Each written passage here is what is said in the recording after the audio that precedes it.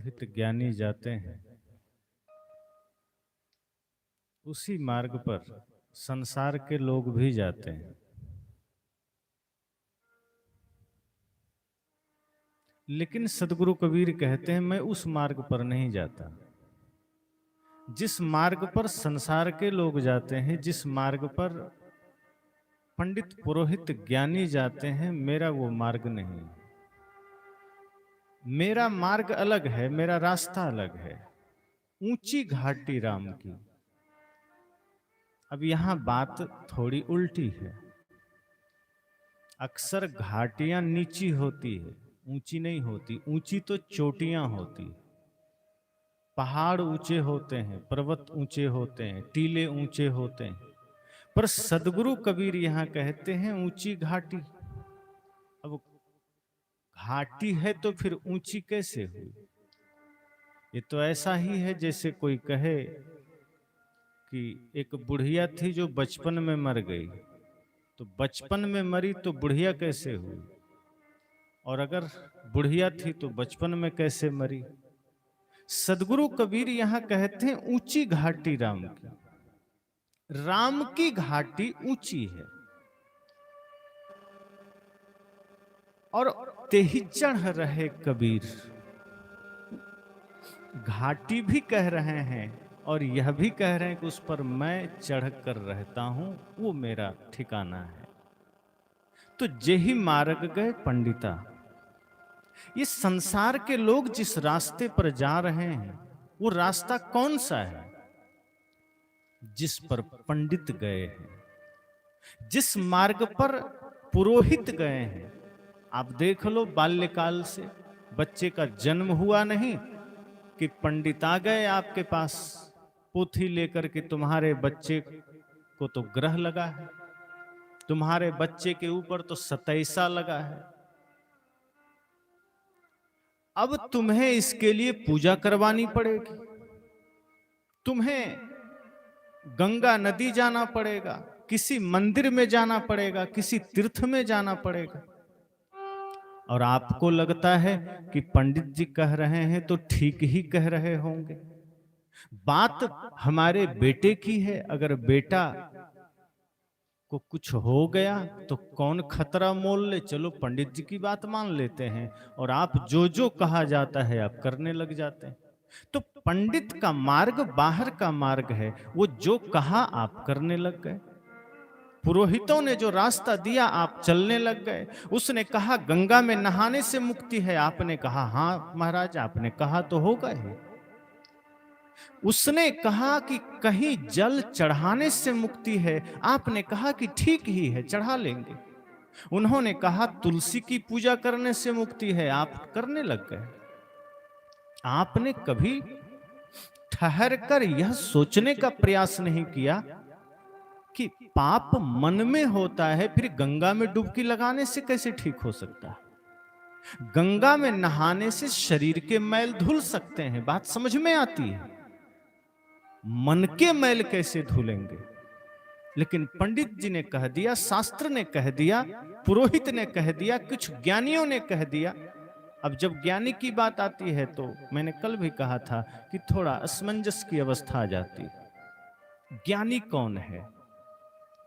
क्या जिसने आपको मंदिर का मार्ग दिखाया वो ज्ञानी है?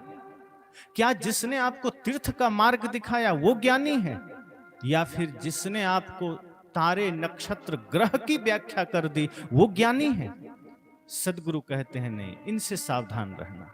जो बाहर की जानकारियां लेकर तुम्हें कहे वो ज्ञानी नहीं हो सकता, वो बढ़िया जानकार हो सकता है।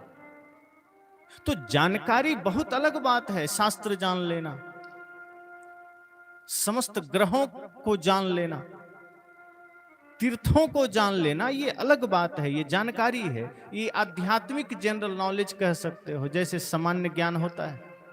तो बच्चे लोग जानते हैं भारत के राष्ट्रपति कौन है, दुनिया के देशों के राष्ट्रपति कौन है, भारत की राजधानी कहाँ है, मध्य प्रदेश की राजधानी कहाँ है, बच्चे पढ़ते हैं, बता देंगे। लेकिन जो धार्मिक लोग हैं उनका जनरल नॉलेज यही है कि कौन से ग्रह हैं, कौन से नक्षत्र हैं, कौन दिन शुभ होता है, कौन दिन शुभ नहीं होता। कुछ लोग कहते हैं रात में झाड़ू लगाना पाप है, कुछ लोग कहते हैं शनिवार को बाल बनाना पाप है, गुरुवार को साबुन से नहाना पाप है। तो ये सारी जनरल नॉलेज हमें पंडितों ने बताया कि ये जानो तुम।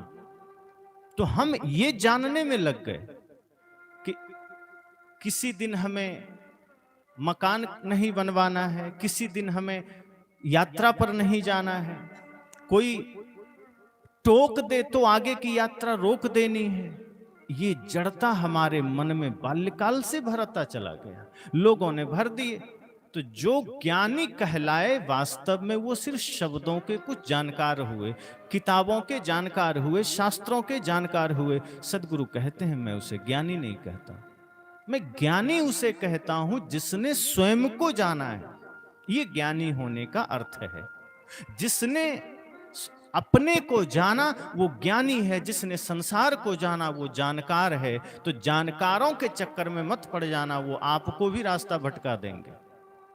ये जानकार लोग आपको यही कहेंगे कि मन को धोना नहीं है, तीर्थों में चले जाओ, गंगा नहा लो।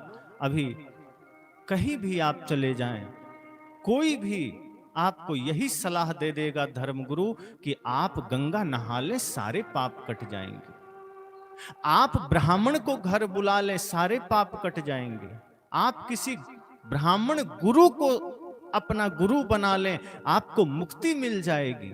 वो ये नहीं कहेंगे कि तुम्हें जीवन में दया क्षमा धारण करना पड़ेगा, माता पिता गुरु की सेवा करनी पड़ेगी।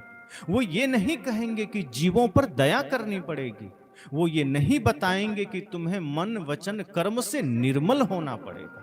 वो ये कहेंगे तुम मन से गंदा रहो, कोई हर्ज नहीं, तुम चाहे बेविचार करो, कोई चिंता नहीं, तुम चाहे जितना पाप कर सको करो, लेकिन अगर तुम मेरे बताए अनुसार गंगा नहा लिया, मेरे बताए अनुसार तुमने अनुष्ठान करवा लिया, मेरे बताए अनुसार यदि तुमने भगवान का नाम ले लिया, तो तू जीते जी स्वर्ग चला जाएगा। और आज आप सब उसमें फंसते हैं, आप वही करते हैं। हमारे महापुरुषों ने आपको जगाया। सदगुरु ने कहा कि जही मार्ग गए पंडिता, तेई गई बहिर। अब देखो यहां सबके लिए बहिर शब्द का प्रयोग किया सदगुरु कबीर ने। बहिर का मतलब जो न सुनता हो। आप कोई बहरा आदमी हो, आप उसको कुछ कहो वो सुनता नहीं, वो बहुत तेज कहो तो शायद सुन ले, लेकिन कोई बहुत ज्यादा बहरा हो, कान उसके खराब है, नहीं सुन सकता, तो आप जोर जोर से भी चिल्लाओ तो कई बार वो सुनता नहीं है। तो जैसे दीवार की तरफ मुंह करके आप गाली दो, दीवार को कोई फर्क नहीं पड़ता, ऐसे ही सदगुरु ने कहा इस समाज के लोग आज दीवार की तरफ बहिर हो गए, इन्हें कोई फर्क नहीं पड़ता।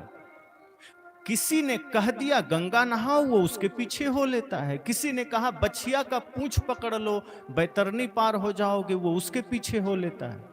किसी ने कहा कि ये पूजा करवा लो, सत्यनारायण व्रत की कथा करवा लो। गजब की बात है, सत्यनारायण व्रत की कथा आज लोग खूब करवाते हैं। कृष्ण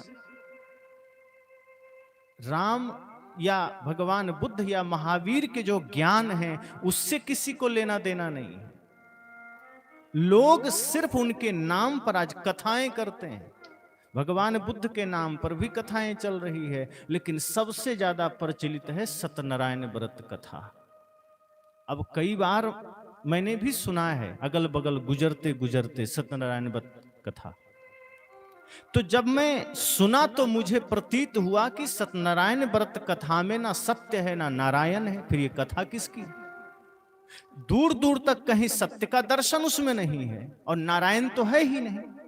तो झूठे कहानियां, झूठे अलूल जलूल बातें चल रही है और आदमी के दिमाग में ये भर दिया गया कि अगर ये कथा तुमने करवा ली तो तेरे सारे पाप कट जाएंगे। आदमी कहता है फिर और क्या चाहिए। सदगुरु कबीर कहते हैं मन धो तो मुक्ति मिलेगी। पुरोहितों ने कहा नहीं, मन को मत धो, तुम कथा करवा लो, मुक्ति मिल जाएगी। अब आदमी सोचता इससे बढ़िया सौदा क्या हो, कहां झंझट करें, कहां बीड़ी तंबाकू छोड़ना पड़ेगा। अब बीड़ी छोड़नी पड़े, तंबाकू छोड़नी पड़े, गाली छोड़नी पड़े, हिंसा छोड़नी पड़े, ये तो कठिन काम है ना, ये तो मुश्किल का काम है। और अगर गंगा में नहाने से बात बन जाए तो फिर बीड़ी छोड़ने को कौन राजी होगा। बिहार में एक जगह सीतामढ़ी जिले में प्रवचन चल रहा था, मैं नशा पर ही बोल रहा था और मैं देखा कि सामने ही बैठकर एक सज्जन आराम से तंबाकू रगड़ रहे थे। तो मैंने कहा कि इसी सत्संग में मैं तंबाकू पर ही बोल रहा हूं, नशा पर ही बोल रहा हूं, और आपका हाथ तो मजे से चल रहा है, ऐसे जैसे कुछ हुआ ही ना हो, जैसे आपको कोई फर्क ही नहीं पड़ता। सत्संग सुन रहे हो, इतना भी आपको होश नहीं कि आप हो कहां पर। अरे 2 घंटे के लिए तो त्याग दो, अगर परमानेंट नहीं छोड़ सकते 4 घंटे के लिए त्याग दो। एक जगह कहा गया कि कृपया जो लोग पंडाल में पीछे बीड़ी पी रहे हैं वो यहाँ ना पिए, बीड़ी ना पिए। तो वो आदमी कहा ठीक है, वो पंडाल के बाहर जाके पीने लगा। तो संचालक ने कहा कि अरे मना किया गया। तो कहा आपने अंदर पीने से मना किया, हम बाहर तो पी ही सकते हैं।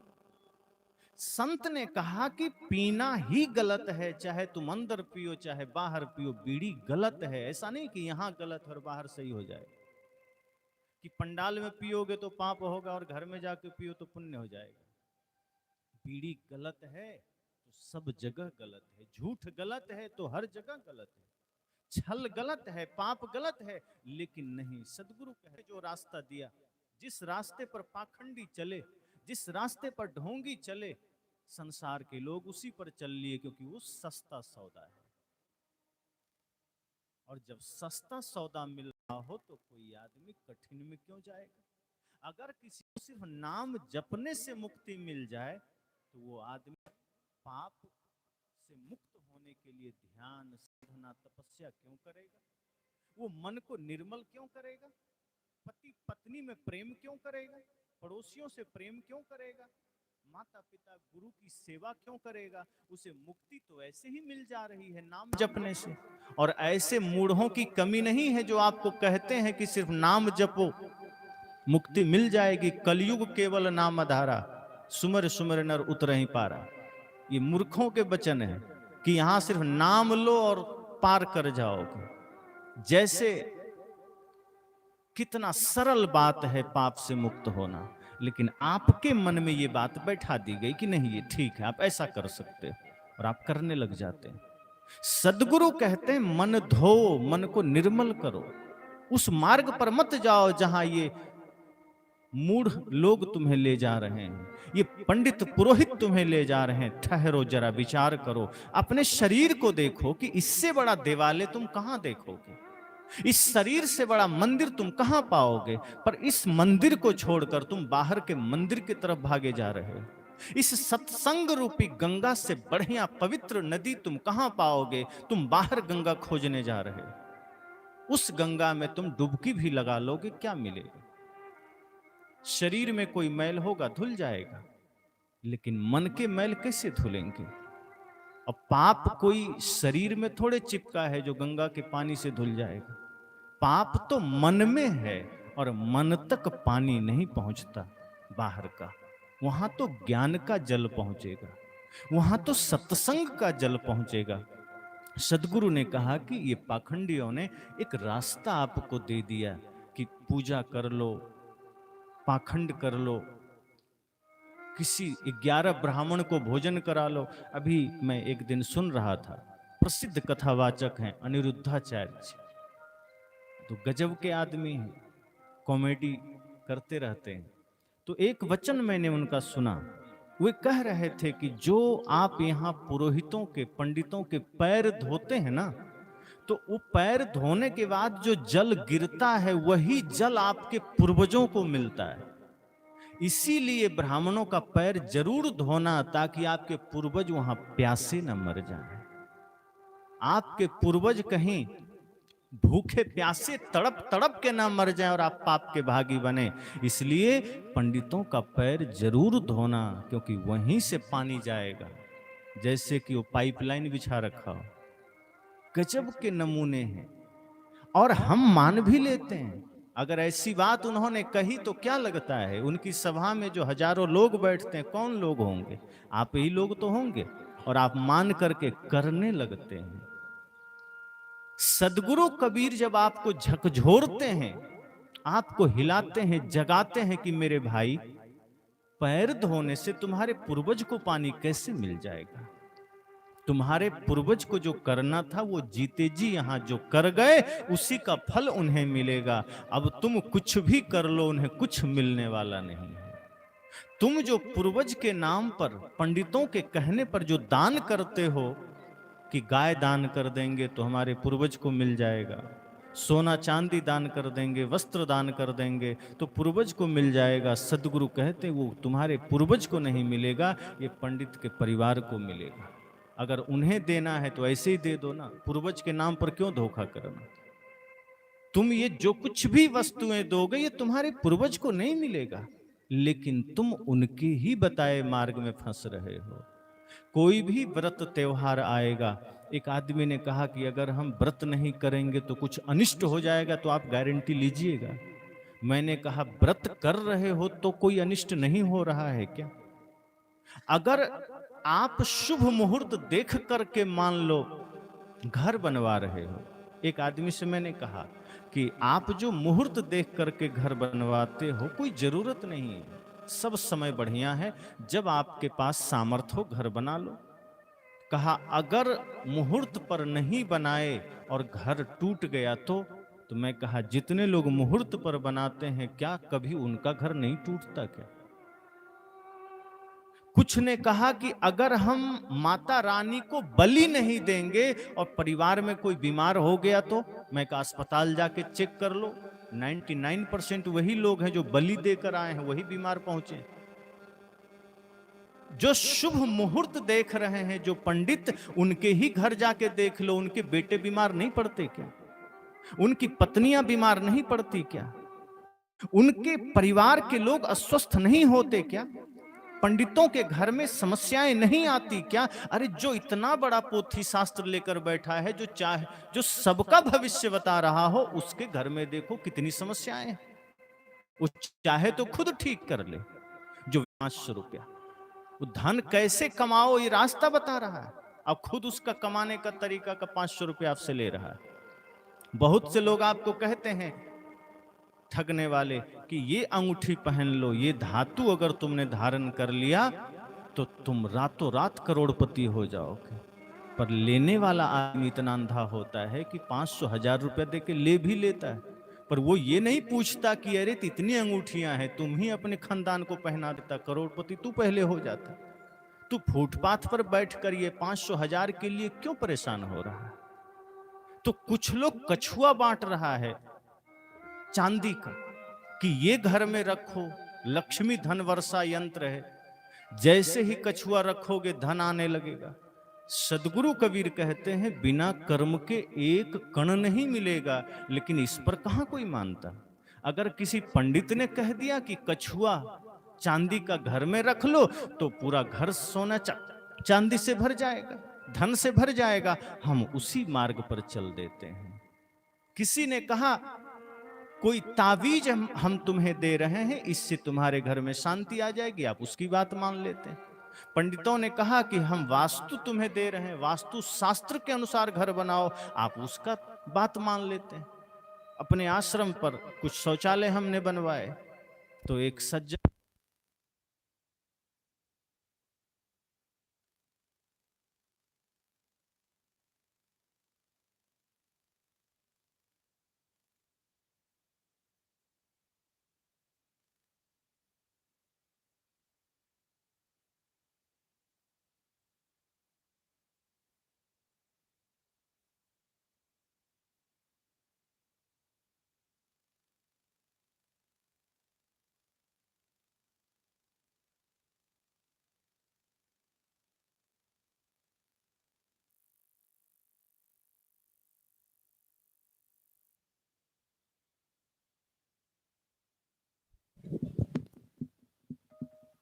तो मैंने कहा कि जब वो सज्जन देखे तो कहे महाराज आपका तो शौचालय गलत दिशा में बना है, बिल्कुल विपरीत है, इसमें कैसे होगा, ये तो एकदम हिंदू धर्म के खिलाफ बना है।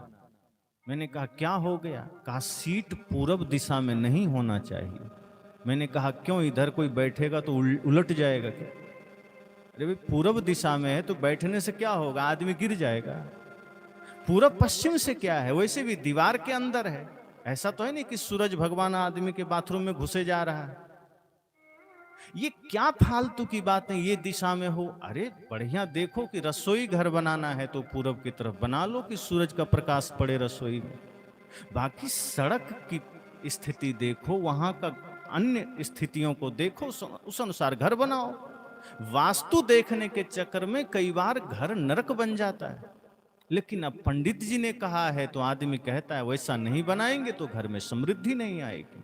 सदगुरु कहते हैं जही मार्ग गए पंडिता तेई गई बहिर। जिस मार्ग पर ये अंधे लोग चलते हैं, पाखंडी लोग चलते हैं, तथा कथित जानकार ज्ञानी चलते हैं, संसार का आदमी उसी मार्ग पर जाता है। वो नाम जप का रास्ता दिया, आप नाम जप में चले गए। वो व्रत का मार्ग दिया, आप व्रत के मार्ग पर चले गए। बहुत से माताएं व्रत करने लगी। अब एक समस्या ये भी हुई कि बहुत ऐसे संत हमारे हैं जो व्रत भी छुड़वा देते हैं, मंदिर जाना भी छुड़वा देते हैं, पर दूसरा विकल्प नहीं देते कि करना क्या है। तो कुछ लोग तो करते रहते हैं व्रत या त्योहार या पूजा या मंदिर जाना, लेकिन कुछ लोग अगर छोड़ भी देते हैं तो छोड़ने के बाद क्या करना है ये मार्ग नहीं पकड़ते। सदगुरु कबीर अगर आपको कहते हैं कि बाहरी व्रत को छोड़ो, तो इसका अर्थ यह नहीं है कि आप एकदम व्रत ही छोड़ दो। भूखे रहना, सदगुरु कहते हैं कि इससे मुक्ति नहीं मिलेगी, या एकादशी व्रत करना इससे मुक्ति नहीं मिलेगी, पूनम व्रत करना इससे मुक्ति नहीं मिलेगी। उस दिन भूखे रहने से क्या होगा, भूखे रह लेंगे, मुक्ति कैसे मिल जाएगी। पर इसका अर्थ यह नहीं है कि व्रत ही छोड़ दो। सदगुरु कहते हैं व्रत करो, लेकिन ये बाहरी व्रत मत करो। सबसे बड़ा व्रत क्या है? सत्य, अहिंसा, प्रेम, करुणा, दया, क्षमा, ये धारण करो। इससे बड़ा कोई और व्रत नहीं है। तो सदगुरु कहते हैं कि तुम व्रत तो छोड़ देते हो, लेकिन करना कौन सा व्रत है इसमें लग नहीं पाते हो। जब सदगुरु कबीर कहते हैं कि मंदिर ना जाओ, तो इसका अर्थ यह नहीं है कि वो आपको मंदिर से मुक्त कर रहे हैं। हम भूल में हो जाते हैं, फिर हम मंदिर के विरोध में बातें करने लगते हैं। सदगुरु कहते हैं मैं तुम्हें सिर्फ ईंट पत्थर के मंदिर से मुक्त कर रहा हूं। घर को मंदिर बना लो, अपने गांव को मंदिर बना लो, अपने शरीर को मंदिर बना लो। पर हम शरीर को मंदिर नहीं बनाते। इसमें गुटखा, बीड़ी, तंबाकू, मांस, मछली दे रहे हैं, गाली गलौज कर रहे हैं, छल कपट कर रहे हैं। उल्टा बाहर का मंदिर भी जाना बंद कर दिए। सदगुरु कहते हैं तू बाहर का मंदिर भी छोड़ दिया और जीवन भी मंदिर न बन सका। तुम बाहर के व्रत भी छोड़ दिए और सत्य, हिंसा, प्रेम, करुणा रूपी व्रत को भी धारण न कर सके। तुम बाहर के तीर्थ का भी त्याग कर दिए और तुम्हारा मन निर्मल होकर तीर्थ भी ना बन सका। तो वे ये नहीं कहते कि व्रत छोड़ दो, वे कहते हैं व्रत मत छोड़ो, सही व्रत में उतर जाओ। वे ये नहीं कहते कि मंदिर जाना छोड़ दो, वे कहते हैं कि अपने जीवन को मंदिर बना लो, देवालय बना लो। देह देवालय स उच्चते, देह को ही तो देवालय कहा, दूसरा कौन देवालय। लेकिन हम उनकी बातों को नहीं मानते, क्योंकि उनकी बातों को मानने में थोड़ी तपस्या है। अगर बैठे से ही काम बन जाए तो चलने को कौन राजी होगा। अभी अगर बैठे बैठे जीवन भर कोई आदमी कह दे कि आपको बैठे बैठे भोजन मिलेगा, वो आदमी कुछ नहीं करना चाहेगा। पर अगर यह पता है कि नहीं, बिना किए एक अन्न नहीं मिलेगा, तो लोग खेत में जाएंगे, मेहनत करेंगे, दफ्तर में जाएंगे, कमाएंगे। यही हमारे साथ हुआ। भारत के लोगों को निकम्मा बनाने में पुरोहितों का सबसे बड़ा हाथ है। उसने कह दिया कि भगवान पर भरोसा करो, तुम्हें कुछ करने की आवश्यकता नहीं है। नाम जप करो, तुम्हें कुछ करने की आवश्यकता नहीं। भवसागर से पार होने तक की गारंटी ले ली उसने। कहा कुछ तुम्हें नहीं करना है, तू जो करता है करता रह, बस समय समय से दक्षिणा देते जाओ, हम तुम्हें मुक्ति का टिकट देते चले जाएंगे। तुम्हारे पूर्वजों को भी हम व्यवस्था कर देंगे। अगर जो पूर्वज दान धर्म करके नहीं गए हैं, ऐसे ही पाप करके मर गए, चिंता मत करो, अभी थोड़ा जेब में ज्यादा अमाउंट लगेगा, पर हम उनको भी ट्रांसफर कर देंगे नरक से स्वर्ग में।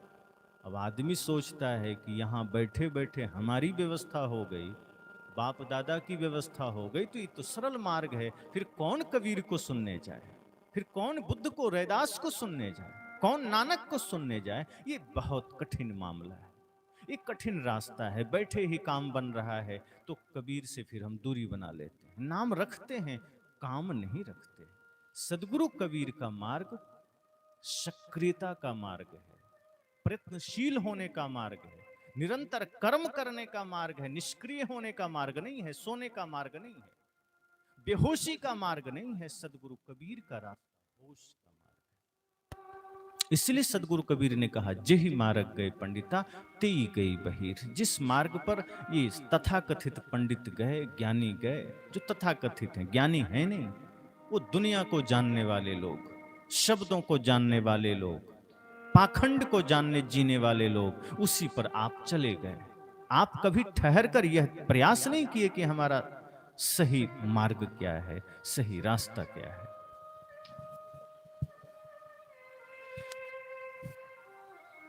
बोलिए सदगुरु देव की जय, सदगुरु देव की जय, सदगुरु देव की जय।